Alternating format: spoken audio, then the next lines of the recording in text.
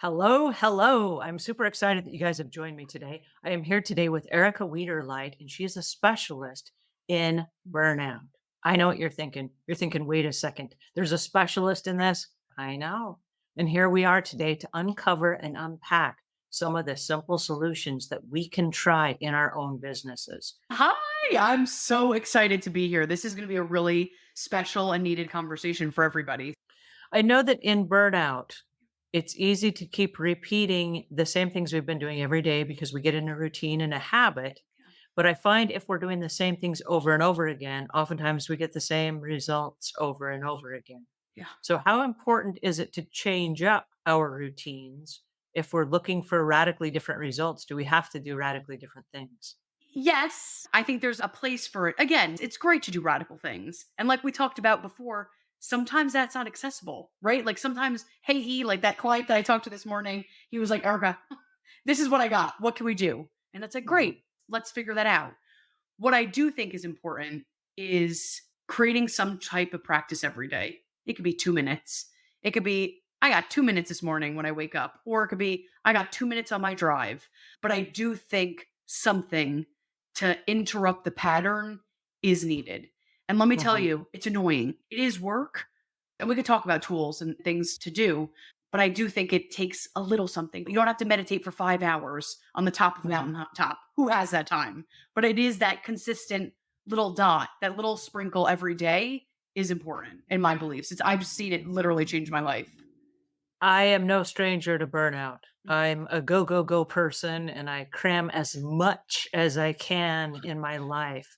And if there's like one little sliver of free time, I'm like, what can I cram in that space? Right. I'm one of those people. And I found myself, and this is a true confession, but in September of this year, I went on a vacation to England. And when I got back, I was still in burnout mode. And I turned around 2 weeks later and I went back to England for another week. I Wow. was like, my vacation, it didn't do anything for me. Like it didn't stick. It didn't reboot my system and enlighten my spirits. And I got back and I was like, I've got to do something really different. I need a whole new outlook. And I go back to three things that money cannot buy. And the first one is sleep, Mm, because no one is going to benefit from the sleep you don't get. No one. Everyone is affected by the sleep you don't get, but no one's going to benefit from the sleep you don't get. You got to do it. The next thing is the nutrition that you eat. mhm. Nobody's going to benefit from your own nutrition, nobody but you. Yeah. Everyone will be affected by it, but no one will benefit except you. You got to actually eat the nutritious things.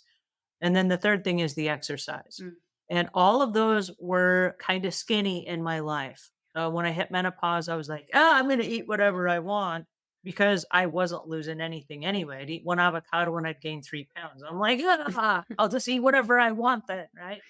And I packed on like 30 pounds. I'm like, this is not healthy. So I decided to do radically different because whatever I was doing was not working. yeah. I took some vacations, did not work. And I'm like, I'm not accepting no, I got to figure this out. Yeah. So what I did was I went to a gym. I went to all the gyms in town. I checked them all out. And I said, as I head into the winter time, I need a fail proof way for me to get out of the house every day and exercise. And so for me, it was finding a swimming pool where I Mm, could go swim laps every day and go through my thoughts in my head. And my thoughts in my head are this: I can't be connected to the internet while I'm in the middle of a swimming pool. mm, Can't have my phone with me. Can't be listening to podcasts. It's going to be me and my thoughts. Okay. I'm not one to like sit here and like, and just meditate with my eyes closed. yeah. Not going to do it, but I could do it while I'm swimming laps in the pool. So check this out. I'm meditating and I'm working out at the same time. So I'm killing two birds with one stone. Yes. Then I get out of the pool. I have no time for a social life, but I got to put my makeup on in the morning and I got to get dressed. So while I'm in the locker room, I'll meet all the other people in the locker room. And that will be my social life while I'm getting dressed in the morning at the gym. So I started like teaming up and streamlining things and switching stuff around so that I still had my social life and I still had my meditation. I still had my exercise and all these things in the same space. And so one of the things that I noticed was a radical change Mm, because I was starting to do things radically differently. mm, Then my body started to click around and go, wait a second, you're getting up at 4:30 in the morning. That means that you have to go to sleep at, and I started falling asleep at like 9:30, 10 o'clock at night. And I was like, whoa, look at me getting all the sleep. check it out. I'm getting like 5 hours of sleep a night. And then I got 6 hours of sleep a night. I'm like, whoa, my attitude is coming back. Look at me now. And it was literally making a commitment because you Mhm. talk about the pleasure. Yeah, It was making a commitment that I am worth it. totally. I am worth it.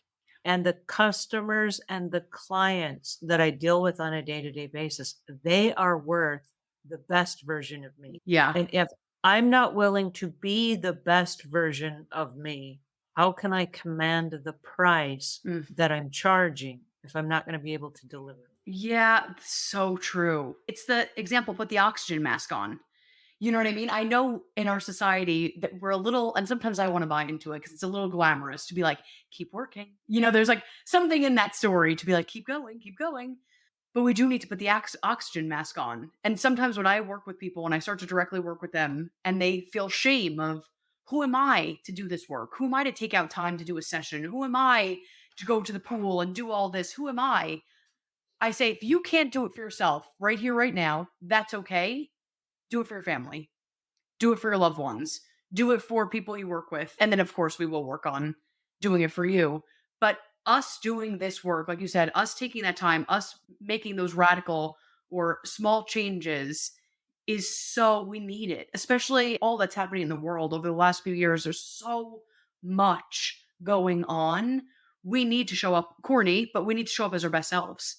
We're needed to be in full capacity. Well, I think you are fabulous. And I'm Thank looking you. at our clock and our time is up I for today. It's just zipped right by. And I want to say thanks to all of you guys that have showed up today. But please, Erica, tell our listeners where they can go to find you. Of course. And please, please, please come to find me. I love this conversation. There's so much more to talk about. As we talked about before, you can find me on my website, which is wethelight.org.